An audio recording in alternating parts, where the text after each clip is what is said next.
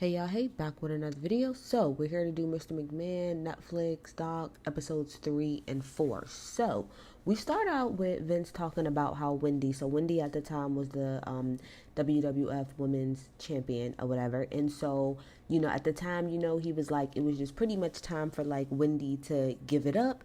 And it was time to move the storyline along and give it to somebody else. Now, Wendy refused to give it back. And this is something that happened a couple of times. I'm not understanding why y'all refusing to give these belts back. Like, I get like y'all attachment to it, but as Vince said, I'm writing a story here. And I think as we go through this, it just really shows the difference on like how the wrestlers look at the industry and like in the show and everything versus how Vince looks at it. But anyway, so he was like, okay, you don't want to give it to me, I'm gonna make you give it to me. So she goes out and she has a match, and during this match, the minute that the person pins her down, he makes the ref count to 3. So even though she had popped up out of it, and kicked out of it, still counted to 3. That was it, they took the title. So she was pissed or whatever. There was like a little bit of controversy behind it, and Vince was pretty much like, I didn't give 2 flying fucks that people were mad. Oh well, it's mine, I want it back. I said, well, I can't even get mad. I can't get mad at it. You can't tell me you're not giving it back. You can't say that. Now, I wouldn't have did it the way that Vince did it, but you're gonna give it back to me, best to believe. So, okay, so now we're back here at 94, okay, where we left off at with the steroid selling conspiracy charge that Vince had. So, again, I talked about how Hulk had came in. At the end of last episode, I talked about how Hulk came in and testified. And pretty much the government was really, really shocked because they really thought that Hulk would pretty much throw Vince under the bus. But Hulk was like, I went up there and I told the truth, which is that Vince never made me do anything.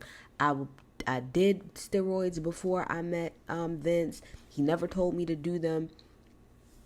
And all of the other wrestlers pretty much like echo that sentiment, which is that Vince never told them to do it. They were most likely doing it before, and that was it. Did he know that they were doing it? Yes, but did he encourage them to do it? All of them say no, right? So again, the government was super, super shook behind it. Vince really much so appreciated it because with him and Hulk Hogan is more of a personal relationship. It's business there too, but it's also very much so like personal. So the guilty comes out. The verdict comes out and he's not guilty. So that was a big win because most people don't win against the feds, but they didn't really have much against him. They really didn't. So at this point, we are starting to see, well, in his business, like some execs left just because there's an overall decline, with all of these different scandals going on. People are not showing up as much. People are not, watching nearly as much. And again, with the Hulk pretty much being like, not there anymore. And even when he was there, his star was fading. Again, back to what I said in the last review. A star. Vince needed a new face, okay? He needed a marquee player. Everybody, like I said in the last episode, and the last, review, he needs a marquee player, and he needs a star. And again, you don't have Hulk anymore, so who's the next person? So they tried Lex Luger. Lex Luger was okay, because I remember Lex Luger. He was okay. He was all right. But they said that he didn't really connect with the audience correctly. So Bret Hart pretty much stepped up and he put it on his back. And so Bret Hart comes, on screen, and he talks about how they pretty much were leading the quote unquote new generation of like wrestlers. So it was him, Razor, Nash, Shawn Michaels, Heartbreak Kid, HBK, and The Undertaker, and a few other people. But they were like the new kids that were coming on a block and pretty much trying to like, be the new generation of wrestlers, because Hogan and the rest of them, we need something fresh, we need something new. And they talked about how they knew that Bret wasn't like the one, right? Because he didn't have all of like the qualities, but he was holding it down good enough. And Bret said that he knew that he wasn't going to be like the main person, but that was okay. He was fine. In the meantime, like shouldering it and taking it. Like Bret Hart is a icon. The Hart brothers, iconic. Let's go, okay? So then we go back to WCW and we're talking about, how Ted Turner pretty much came through again. His resources were way more. His resources was insane. He was a billionaire, for goodness sake. So yeah, he has way more money to give, again, at a better rate with better schedules like we talked about. So again, we talk about Hulk and Randy going over to WCW. And so Eric Bischoff, is saying, we're doing everything that we can, to really try to compete with them. And so one of the things is that, they have Monday Night Raw and we don't have that. So he said when he told Ted Turner that, Ted Turner turned to TNT and said, give him 2 hours on Monday. And Eric was like, what? And then that was just that. So Vince was like, from that point, I was concerned because now we have direct competition. So for the first show for Monday Nitro, Lex Luger pops up and nobody understood what was going on because everybody thought he was still under contract with WWE because they had just saw him not that long ago. Maybe it was like the night before or something like that with WWE. But the point of the matter is that he was no longer under contract. He pretty much got out of his contract and he signed with WCW without saying anybody. Like, he didn't say anything to any of the people in the WWE because WCW asked him not to, so that when he came over, it was going to be a really big deal. And Vince was like, he was pretty much shook. He was shook. He was like, we were doing deals off of handshakes at that time. So, yeah, he was shook. Super, super, super shook. So, Eric, again, is talking about all of the different ways. I love this part because just from a marketing standpoint, it's things that I say all the time. Like, you have to talk about what's going to separate you and make you different. What makes you stand out from the crowd, right? So, Eric talks about the different things that he did. So, you guys tape, we're going to go live.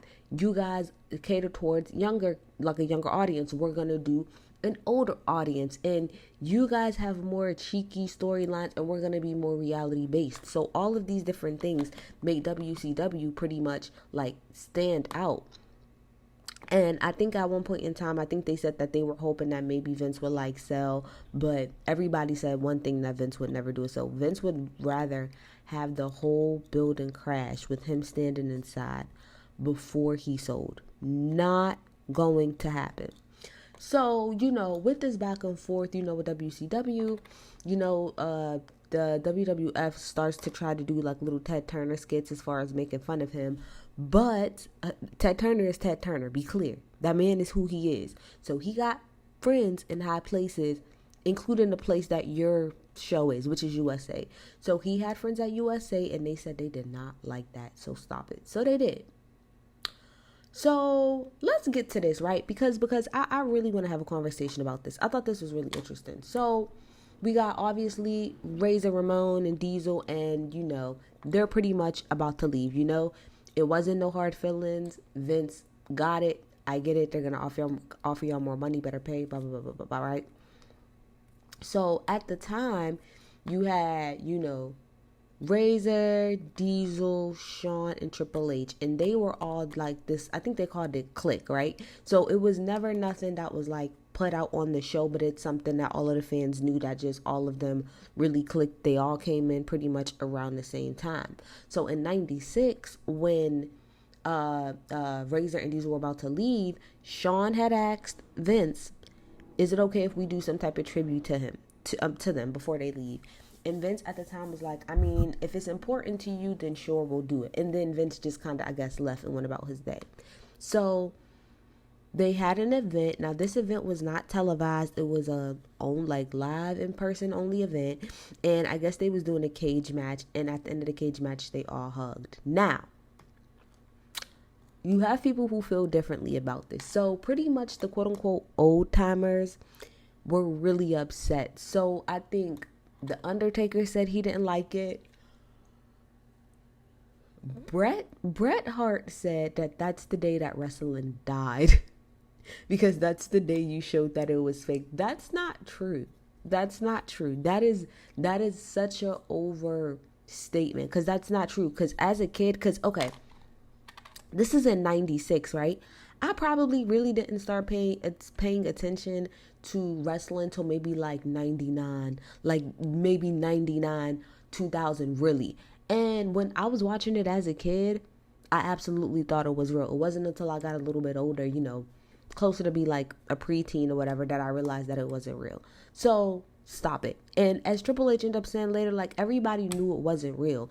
It really wasn't that big of a deal, but I understand they were talking about the whole kayfabe thing, which is, you gotta stick, like, it's pretty much not breaking the fourth wall, as we would say today. It's not breaking the fourth wall. So whatever it is, you stay in character at all times. Like, you do it all the time. And Cody Rhodes was like, people my age, we liked it. Like, we liked the fact that they all hugged and stuff. And I'm pretty sure today people will like it too. But I get it. It's the time that people came up. The Undertaker talked about how he took it very seriously. Like, he took it outside of the ring, which, if you know, yes. We didn't even know that the Undertaker could talk regular like he does now until not that long ago, bruh. Because, again, even outside of the ring, the Undertaker presented as the Undertaker. And I love that. I love that he stayed in character the whole time. It was great. It just made it way more believable that there's really something wrong with him, as he said. So, it's a lot of back and forth. Y'all get in the comments. Tell me what y'all think about that. Do you believe in, quote unquote, breaking the fourth wall, or do you believe in kayfabe? Tell me what y'all think. So, although Vince had said that he didn't mind what Shawn Michaels did, or not did, but giving him the somewhat okay, he didn't okay that. So somebody, again, heads had to roll.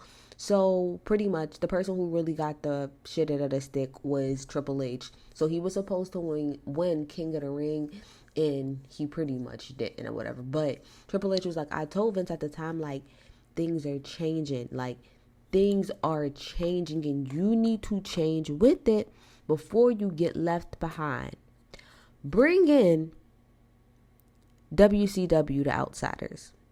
So you have, again, Razor Ramon and Diesel. They're coming over from the WWF, but Eric pretty much created a storyline to where it wasn't very clear on whether or not they were really with WCW, or if they were coming in as spies, and kind of not spies, but more so like intruders, and trying to wreak havoc pretty much throughout the WCW. And so they say, I think Cody said that was one of the last storylines where you really couldn't tell what was real and what wasn't. But again, obviously it was all fake, and Eric pretty much crafted that beautifully. So one of the biggest things to happen, really, really, really a seismic shift, and really creating the era that I pretty much grew up in. So thank you guys so much for this. Okay, so again, so we have the Outsiders. So the Outsiders kept saying that they had one last person. It was going to be 3 of them. One last person that was going to be part of their group. So they're doing this match, this little tag team match or whatever. And they're doing pretty good. And then Hulk Hogan comes out. So everybody's excited because they're thinking, Hulk Hogan's about to beat the Outsiders up and save the day. No. The Hulk comes out and turns heel, which is nothing at that time that anybody could imagine. I cannot imagine how big of a fucking deal that shit was at that time. I could not imagine. You're taking, again, freaking America's sweetheart and making them bad. So mind you, this is 96. I think when we started, WrestleMania was 85. So for 11 years, you had somebody with a pristine, squeaky clean America go, America great image. And to flip him into the bad guy, amazing. It went so crazy. People were throwing shit. People were crying, which again means that you won. You won. Amazing. So they asked Vince, did he ever think of doing that? And he said no, because him and the Hulk had always talked about just keeping the Hulk how he was, which again, You're not changing with the times, Vince, as Triple H told you. Okay. I did find it interesting though that Hulk Hogan said the speech that he gave like right after, in the ring when he had turned heel, everything that he said was off script. So they played part of it, and it's pretty much him saying like how, the company, aka Vince, thinks that he did everything by himself, and he didn't. And Hulk Hogan ended up saying like in the interview, like, I did want to stick it to Vince to let him know, like, yeah, you did a lot. Like Hulk Hogan gives Vince his props. He even said everything that came out of my mouth for the most part was all him. But he's right. You did do a lot of this, Vince. You did a good majority of the work, but don't make it seem like it was just you on your own, because it wasn't. Because be clear, it was off the wrestlers' backs. It was. As much as much as you put into it, you did not do it alone. And I think that's all that his point was.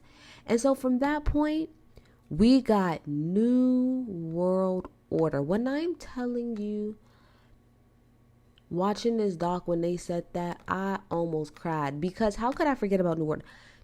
Like they said, but forget Hulk for a second. No cap. The merch. No, it's the merch. They're not lying. The NWO shirts, to this day, I still see those shirts. But those shirts at one point in time,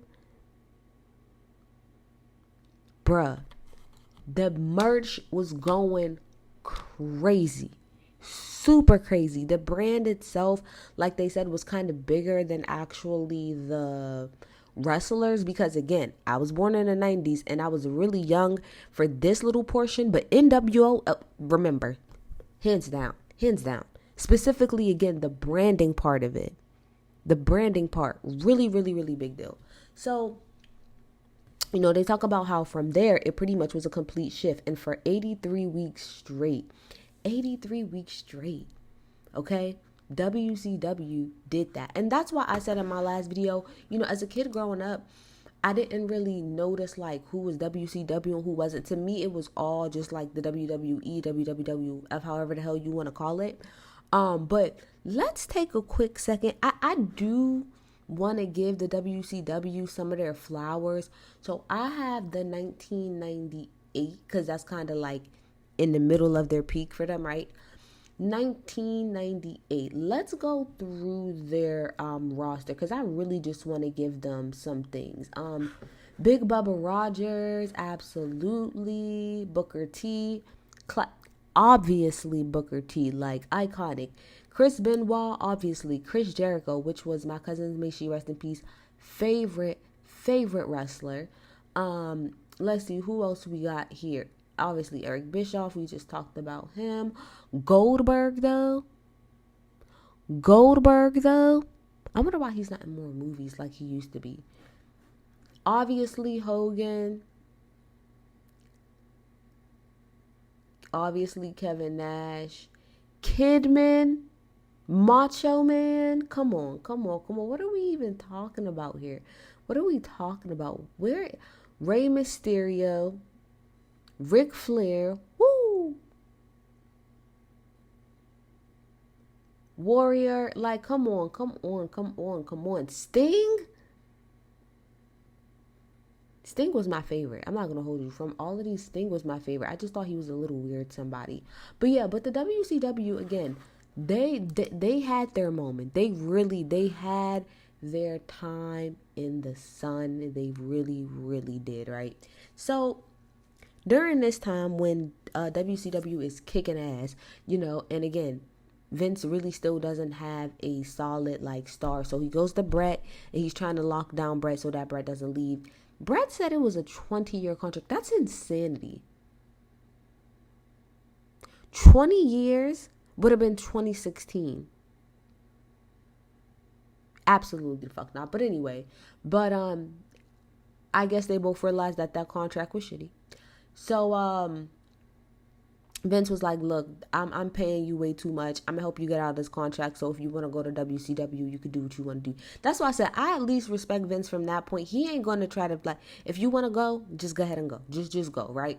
So he said, but with you leaving, I can't let you walk out of here with that belt. So you're going to have to hand it over, and you're going to have to hand it over to Sean.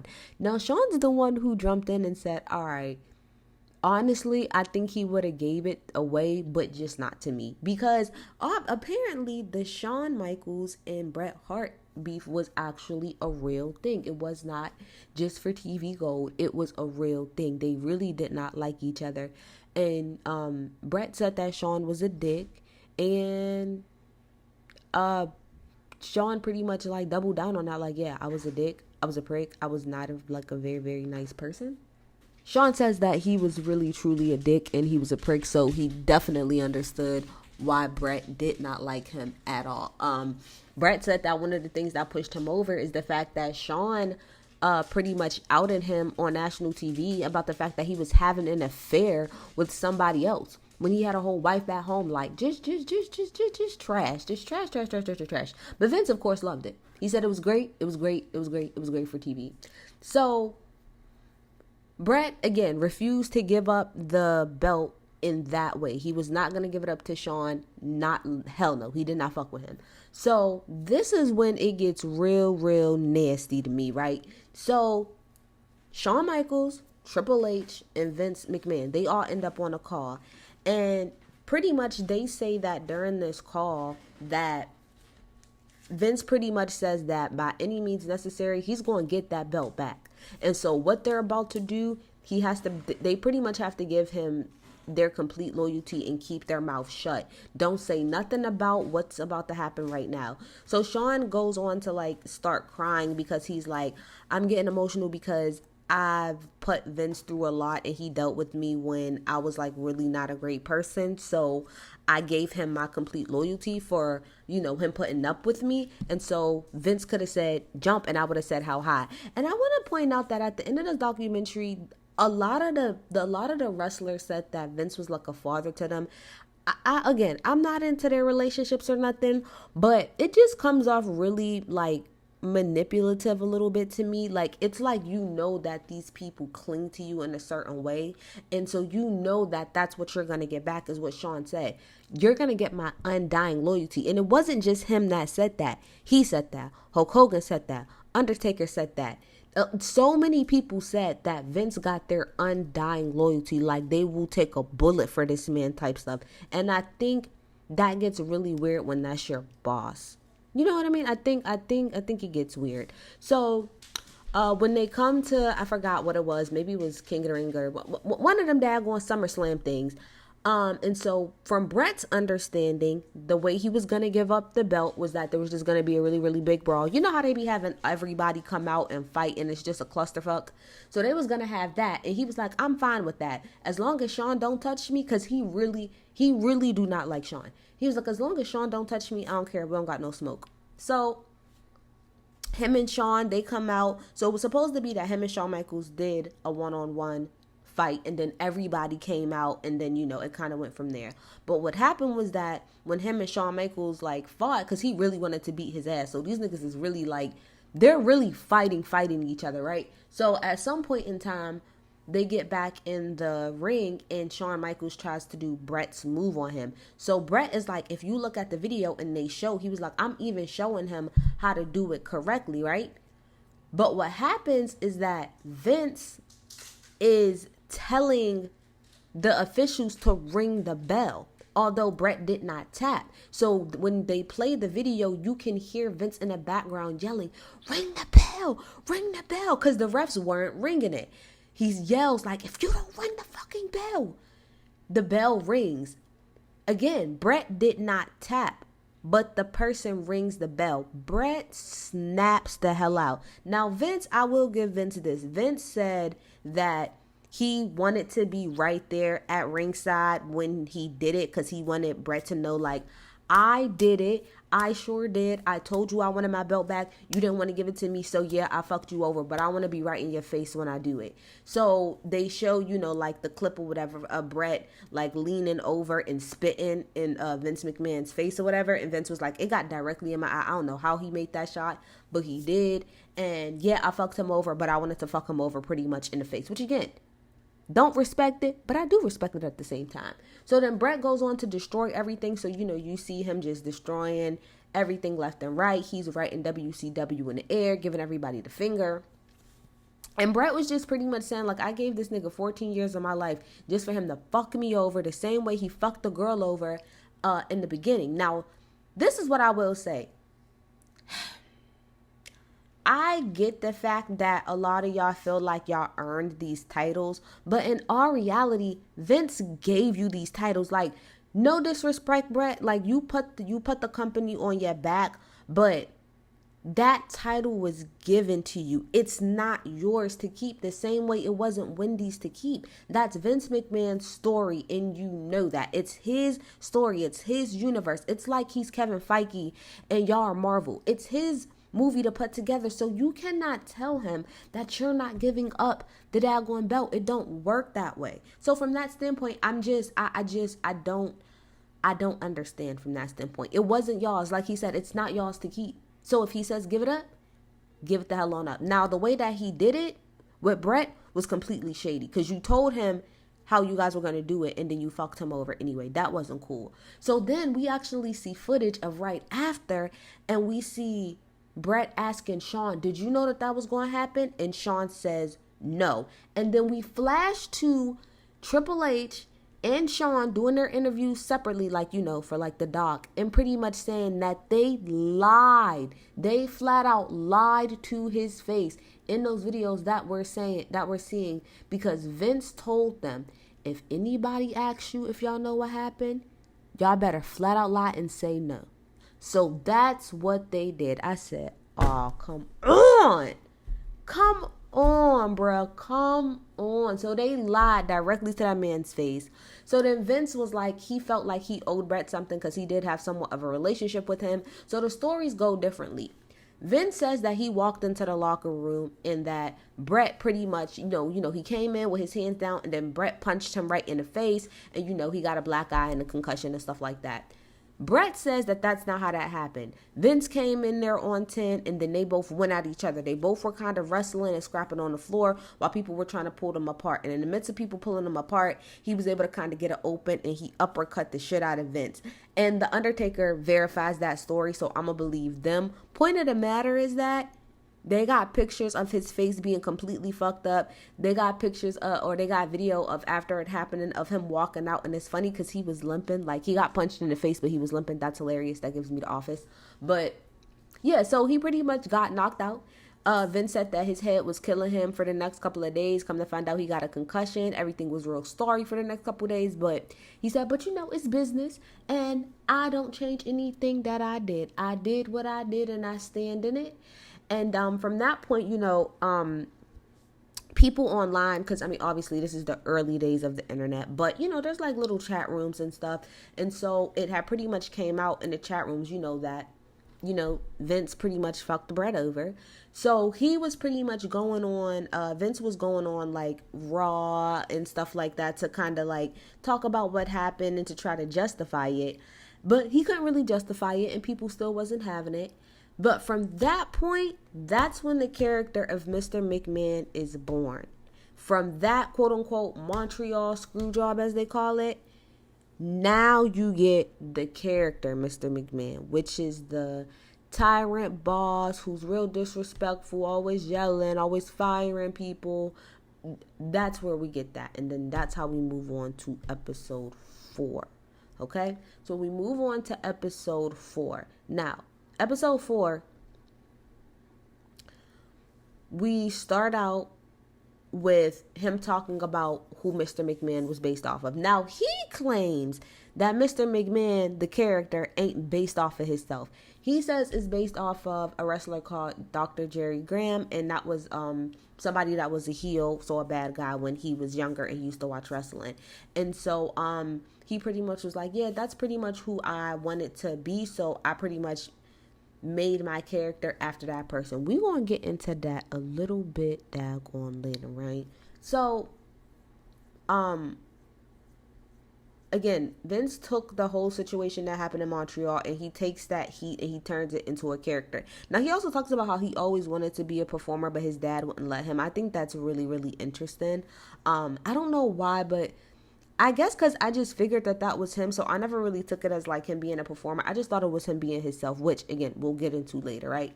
So again, they're still fighting against WCW because their roster is stacked at this point, and the WWE is leaning more towards like a younger audience when WCW is more like 18 to 34 type of demo. So in December of 1997, Vince comes on. And he does a quick little blurb commercial saying like, hey, we're tired, of planning you guys' face. You guys need to know everything that's going on. The Attitude Era is coming. The Attitude Era. And everybody around him was like, we don't really know what you're talking about. We don't really know. So the production asks, how did the Attitude Era start? Like, was there one situation that happened? And they say yes. So they said, Shawn Michaels comes out. He comes out in his shorts. He does his dun, dun, dun, dun, I'm sexy, okay? He does his whole little intro, but he comes out in shorts this time, and he's kind of like humping and grinding, which it's funny that was like to see that that's the first time he did it, because that's the Shawn Michaels that I know, outside of like DX, which we'll get into in a second. But Vince was alleged, like, I guess, pissed about that when he first did it and wanted to fine him $10,000. But then he saw the reaction to it and he was like, no, do that. You want to know what? I like Shawn Michaels. He has moxie. He has attitude. Boom, the Attitude Era is now born. So, again, I had crazy nostalgia this whole episode because, again, the Attitude Era would be the era that I'm more familiar with on the wrestling side. So they talk about, how in this era we're a little bit more darker, a little bit more gritty. We go through it. We talk about D Generation X, Triple H, and Shawn Michaels. If you're a certain age, doing that little X shit by your crack.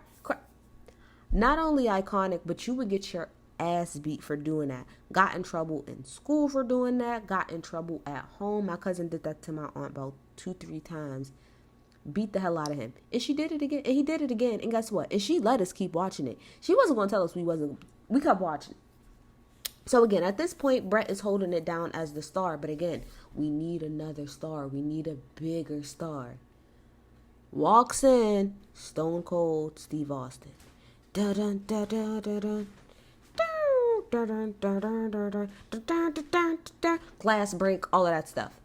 What a nice, can I just say that Stone Cold Steve Austin was such a fun time. Like, the nostalgia is just flowing. It's just flowing. What a great time. Filthy mouth, loves to drink beer, loves to throw up his middle finger. It's fuck you, it's fuck you, it's fuck you, it's you're cool. Just a man of the people. Just a man of the people. What a good time he was. So we go through his history a little bit, how he started in the WCW, then he got fired, then he went to the ECW, which Paul Heyman, icon, ran. And just to go through some people that was in that, so we got Rob, Van, damn, you can't see me pointing to myself, but I got it. Eddie Guerrero, Rey Mysterio. We're talking about legends, right? So eventually Stone Cold gets over to WWE and he changes up really like his quote unquote like act. So now he's more of a southern trash talking, beer drinking person, and it really just clicks. It clicks and it takes off. It just takes off completely. And so then as his popularity is starting to gain, again, remember Triple H, he got pretty much like the burn end of the stick with the last situation. So he wasn't going to be King of the Ring. So now Stone Cold Steve Austin is now tapped by Vince to be, win at King of the Ring. So King of the Ring comes, he fights. And at the end of that, one of the wrestlers that he was going against, or right before a wrestler that he was going to go against, had said something about a Bible verse. And so Steve says, like, he automatically thought of John 3:16. So then when he fights the man and he wins, he goes up and he was like, you know, talking about John 3:16. He said, but Austin 3:16 is that I whipped your ass. And then he was like, I hear Vince in the back like, I need a button, meaning I need something like a little short, like little clip that I'm gonna be able to run as a promo. And he said, and I don't know why it just came to me, but I said, and that's the bottom line, because Stone Cold said so. And that's it. Hang it up, flat screen. That's it. The rest is history. There's nothing else really to talk about. That's that. That cemented that, and it was his. It was his. That whole era. Stone Cold Steve Austin, The Rock, The Undertaker. Like, we're talking about people that like headliner, like headline again, marquee people. That's what those people were. Marquee. Like, if we're talking about like the Lakers, like how you got Braun and Anthony Davis, they were that. They were that before the WWE. So we go on to January of 98. And so we're about to go into WrestleMania. So to kind of really try to like overtake what WCW is doing, the WWF is like, okay, let's do Mike Tyson. Now, Mike Tyson at this point is not the Mike Tyson of today that everybody like, you know, kind of sort of likes and loves. No, this is Mike Tyson 3 years after he got out of jail for his R-word charge, okay? We all know he done bit the ear off. He wasn't in a good spot in 98. He wasn't like a media darling in 98. So, you know, wasn't that squeaky clean, but he was a media magnet. So he wasn't going to fight, but he was going to be a rep. So Stone Cold Steve Austin said to him, it wasn't really that great of a fight. He doesn't remember anything about it. It wasn't anything that really stood out to him, but he will say that that pretty much is what really like took him off as far as, you know, like, being like really, really popular. So not the best fight, but from a marketing standpoint, yeah, it worked. And so they talked about pretty much how, like, again, this is 98, right? So in 98, we're moving, we're shifting. The culture is really like, it's like like everything's like really anti-establishment around this time. You know, it's the grunge era. I think there's a couple of things that was going on during this era. I think you have a little bit of anti-culture because this is like also in the middle of the pop bubble, like the Britney Spears, Christina Aguilera, NSYNC, Backstreet Boys, like that's during this time too. So the late 90s, early 2000s was a really, really weird time because it was really, really commercialized. That's probably like the peak of commercialization of things. But with that, there was also like a complete opposite of that, right? There was people that really didn't like the commercialization of music and TV. So you had like a really big, like, again, anti-corporate, anti-government crowd too. So I think this era was a combination of both of those things because, again, the culture at the time was more like, again, not Hulk Hogan, family friendly, really, really opposite.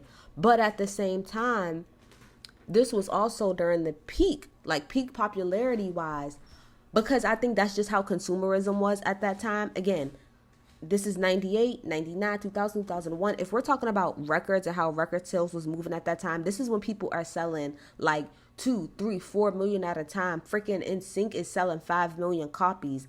Like Eminem is selling 5 to 10 million copies. Like that's during that time. So I feel like, again, it was a combination of both of those things happening together. So again, so everything is going on with Stone Cold Steve Austin. We're starting to take over. We're starting to really, really, really do a great job, right? So again, now we get a little bit more into the Mr. McMahon character, okay? Because there was a nice little like Steve versus Vince storyline, which I remember the tail end of that, and that was a really, really nice time. Very nice storyline. So they asked Vince about how was he able to come up with the character Mr. McMahon if it's not quote unquote him, and he said he felt like it was really easy to be him because he hated rich people. And he said, that sounds weird, but growing up, I was dirt poor. I lived in a trailer park. So to me, I just acted the way I thought that rich people acted. And I hated the way that rich people acted. So I just acted the way that I hated the way that people treated me when I was growing up, which I could see being true, but I also think that that's just him. But I think his character is him, and those reasons that he gave as to why he acts like that are the true reasons he really is like that in real life. I think the cognitive dissonance is a little bit too much for him. But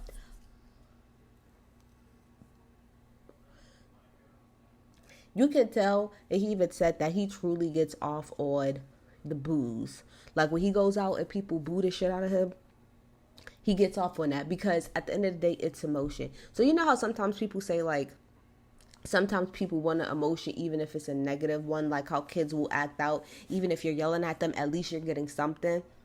That's how it kind of comes off. He's like, if I can get you to boo, that means that you care. And I mean, from a business standpoint, he's correct. Like, I want you to care. That's the whole point. I want you to be invested. So please boo me and boo me some more. So the producer asks Vince, are you like him? Are you like Mr. McMahon? He says no. Hulk Hogan, Shawn Michaels, and Bruce, they all say that it's him, just with a little bit, twist to it. But it's pretty much him. And then Stone Cold Steve Austin and Shane say it's him, but it's exaggerated. So everybody says it's him. Vince says, oh no, that's not me at all. Everybody else says, bruh, that's him. It's just him. It's just an exaggerated version of him, for entertainment purposes, but it's him. And so this is when we get into the line of you blurring reality and storytelling, reality and fiction. And I think this is probably where he starts to have a really big issue. Okay, so then after that, in 99, that's really when, they start to like really take over. And, Eric pretty much said that like DX was pretty much NWO, which he's kind of right. And then Vince's character, Mr. McMahon, is really just Eric. I could see that. But as they both said, it don't matter who did it first. It matters who does it best. So outside of Stone Cold Steve Austin, because he's his own star in his own right, then we have The Rock. Okay? Do I really have to say much about The Rock? We see the product of what happened when he was reigning. So is there really much to say? Okay, his grandfather was Chief Peter, I want to say Mafia, and he was the first, like he said he pretty much like really put on for Samoan, like people from like an athletic standpoint over here.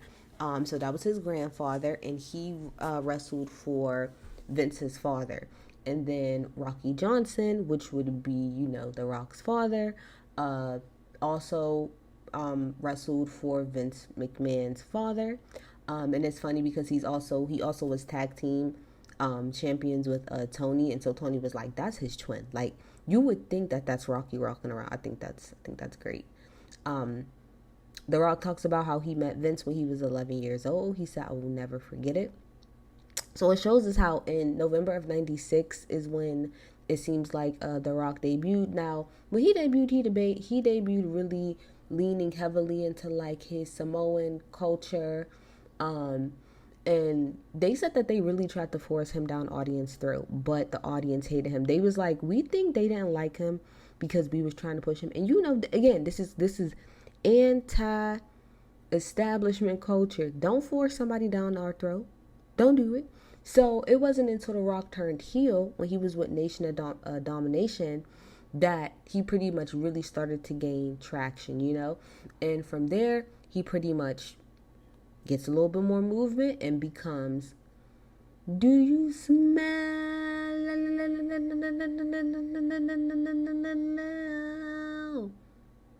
what The Rock is cooking? Eyebrow. Come on. Iconic. Literally, and like a heartthrob too. Super fine. Bye. Goodbye. He was out of here. Okay?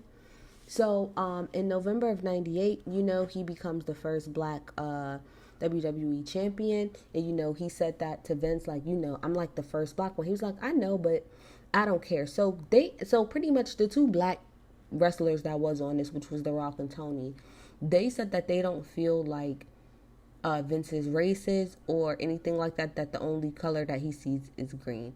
I don't know. I'm gonna say them text messages showed me that he really got a thing for black men. That's a fact. He definitely got something for black men. So I don't know if it's racist. He really like y'all. That's what it seems to me. If we going off of the text messages, I'm just saying. So I literally have in my notes, I could cry how great this era was. But the more that I think about it, bruh, I really could. I'm really a product of. That's why it's weird being like me being a younger millennial, because like I would say childhood was really this era, right? So like 6, 7, 8,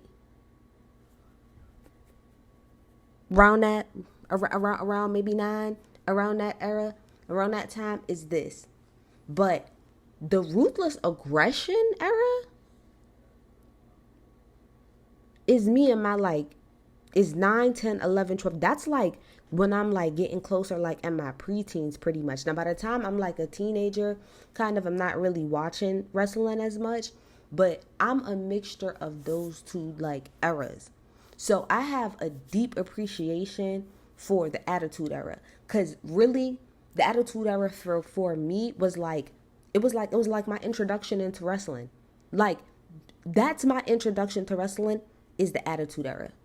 Ruthless aggression is me being deep. I'm knee deep in this bitch. But a lot of the people from the Attitude Era carried on into the ruthless aggression era as well. So a lot of it kind of blends. But what an era. And so they go talking about the merch. The merch was crazy. Okay, again, I am from New York City. So they talked about some point in this daggone place when they had the restaurant. I remember when that restaurant opened up in Times Square. It was a big ass deal. And I don't know if they have it to this day, probably not, but they used to also have a WWF at the time, WWF store, like right there in Times Square. And a lot of times you would be able to come and take pictures like with the wrestlers and stuff, like depending on who was there. Like my cousin, again, may she rest in peace, she was able to take a picture with like Edge. But yeah, you will be able to literally stand in line, and depending on whatever wrestler was there that day, you could take a picture with them. Oh my gosh, like what a time. And you know, they talked about how the Attitude Era was a complete shift in fame. But again, I think the Attitude Era is a combination of them going with the times. Like I think Vince said, we don't set the trends, we follow them. Yeah, I think that was them definitely following the trend of, again, anti-culture, anti-government, all of that. But also, again, being in the peak of commercial of like consumerism, top tier consumerism. Them units that was being moved, the way that ticket sales were going at that time, it was insane. So yes, I think of course at that time, and then we also got the like globalization of things. Around that time is, I don't want to say around that time, but like in the 90s is the same time like when Michael Jordan really starts to like transcend outside of, you know, like really just being in the US. The globalization of the NBA with Michael Jordan at the helm, that all happens in the 90s. When we go in, we in the bling era, like 98, 97, 98, 99, 2000, 2001. That's like the bling era in hip hop. You know what I'm saying? So I think it's a combination of all of those things at the same time. But yeah, there is no way to put into words, unless you were there, how like popular that shit was at that time. Again, I don't know if it'll ever be like that, just simply because, you know, the way that media and things work, like we're not connected like that as far as like a society and what we watch and the things that we do. We are very much siloed off compared to what we used to be. But what a nice time. I just really wanted to like give a nice little moment and just give some dedication to that era. I have pulled up the full list of wrestlers for the Attitude Era, and I just really want to shout like everybody out that really to me was just people that I went up for. I'm pretty sure me and everybody else. So we got it's the Big Show. Come on, Big Show. Come on, Big Show, okay? Booker T, obviously, walking legend. Brett, obviously. Brock Lesnar. When Brock Lesnar came in, bro, I was like, who is this? Who is this person? Brock Lesnar, Bubba Ray Dudley, Chris Benoit, obviously. Chris Jericho, obviously. Chyna, obviously. Edge, obviously. Eddie Guerrero, may he rest in peace. Goldust. Like, Goldust was probably growing up, people would talk about like how Goldust was gay, or like if people would talk about you being gay, they would always say like something about Goldust. What a fucking mess, man. Hawk, come on, Jazz. Yes, Jazz. Obviously Jim Ross, obviously. Kane, Kurt Angle. Like, where is Kurt Angle? What is he doing today? What he got going on? I think I seen him, like, is he in the UFC now? But I've seen Kurt Angle somewhere recently. Randy Orton, back then, still to this day, holding it down. Obviously The Rock, and then we got Rob Van Dam, Rikishi putting that ass on everybody's face. Sable, come on, Scotty 2 Hottie, I forgot you even existed. Spike Dudley, Stacy Keibler, like Taz, bitch.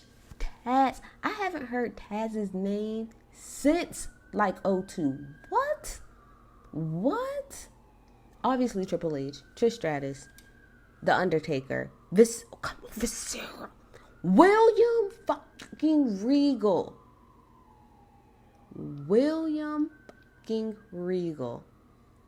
That just tapped something deep in my spirit. Child, I could not stand that man. But I really just wanted to shout out that era. What a nice time. What a fun time to be a kid. Like, a great time. Now, I do find it funny. Okay, so we talk about like how mainstream wrestling becomes and stuff. But obviously, it was violent as shit. They're not like, very violent. And how it was a wild time. Like, okay, so being a kid of that era, right? I could speak to this. In hindsight, I don't remember it. Like, okay, when you put it in front of me, it's like, oh yeah, that's pretty bad. But that's not how I really remember it, you know? You remember it being, yes, very much so violent, but I don't know. It was bad shit going on. I guess and that could just be blinders from being a kid. You just don't really remember that way. It just really, for me, it was really more so just people flying from my favorite thing was when people would jump from super, super high. Like, that was always insane to me, because I always felt like there's a lot of things that you can fake in wrestling, but when you be jumping from that high and landing on people, you cannot fake that. You cannot fake that. That is wild. But again, they talk about how violent it was. Vince is funny. Vince said, it's family friendly. Now, it's maybe just a different family, but it is family friendly.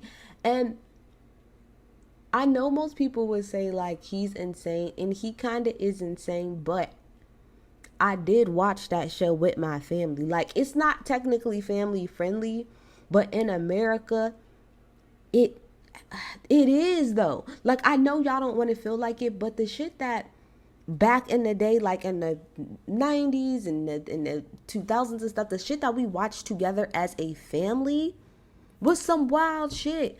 I watched wrestling not just by myself and with my cousins, but my mom and them watched that stuff too. My aunt and them watched that stuff too. Hell, Flavor of Love. I didn't even have no business watching that as a child, but we watched that as a family. Like, what are we talking about?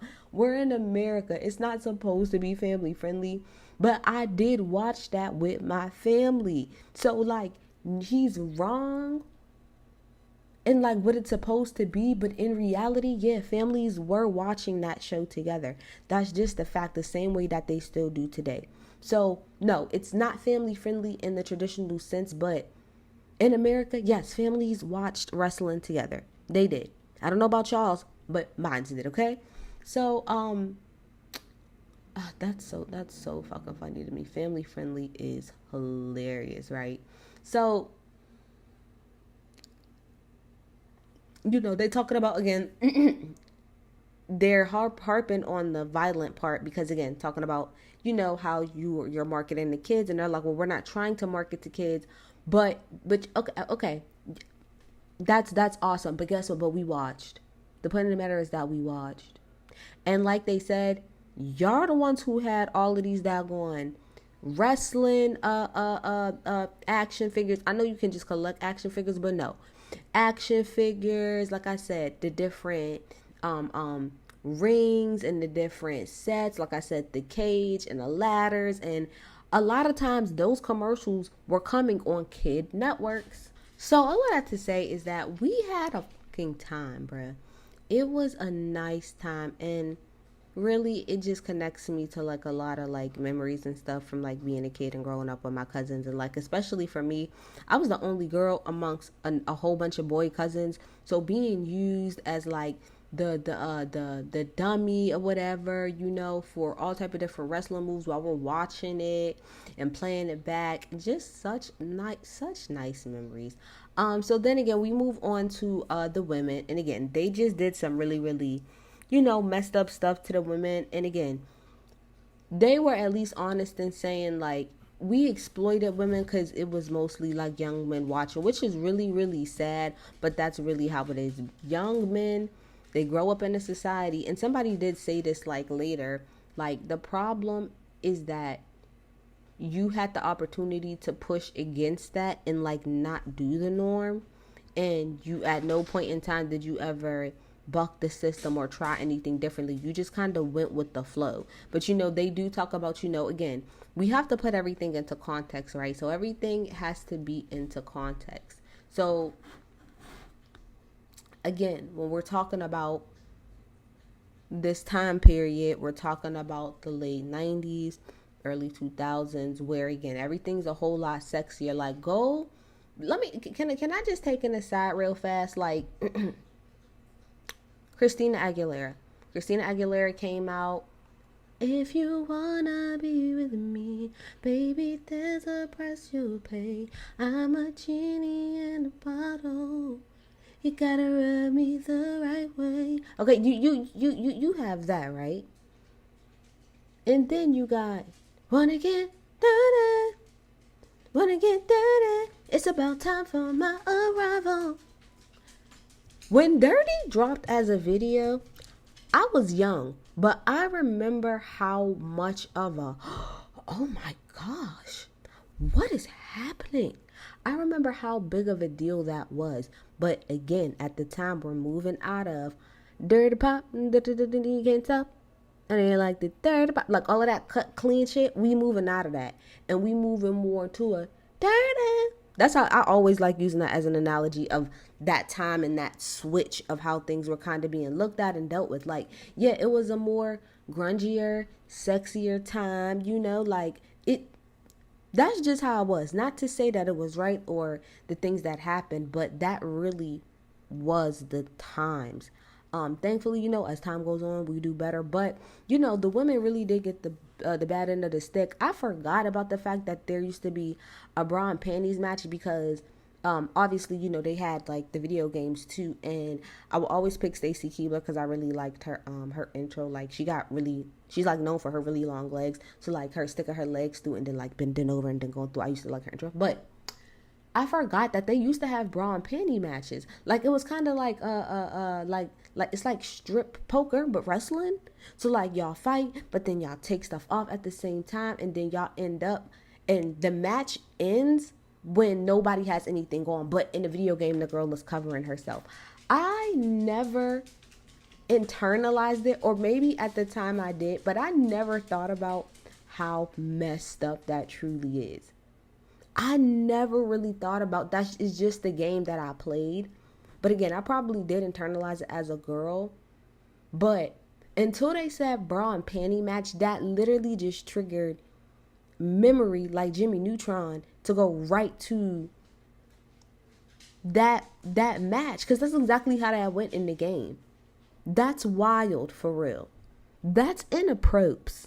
And who thought that was okay? Who thought that was okay?